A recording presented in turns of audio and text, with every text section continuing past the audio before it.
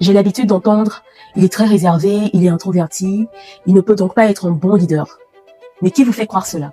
Récemment, je suis tombée sur le post d'une jeune femme où elle faisait une liste de postes adaptés aux personnes introverties. Elle parlait des postes de développeur web, rédacteur, assistant administratif et j'en passe. Ce qui m'a choqué, c'est que dans le lot, il n'y avait aucun poste avec du management. Il est erroné de penser que parce qu'une personne est introvertie, elle est inapte à diriger, elle est inapte à manager. Sachez que parmi les qualités les plus recherchées chez les leaders, il y a la capacité à écouter, la capacité à se remettre en question, l'empathie, le sens profond de l'humain. Et ce sont des qualités qu'on retrouve généralement chez les personnes introverties. On ne nie pas le fait que pour être un leader excellent, une personne introvertie a des aspects à travailler. Mais il en est de même pour les personnes extraverties. Chaque tempérament a ses forces et ses points à améliorer. Si vous avez des doutes, sachez que Bill Gates, Gandhi, Barack Obama sont reconnus comme étant des personnes introverties. Mais personne ne peut nier la force de leur leadership.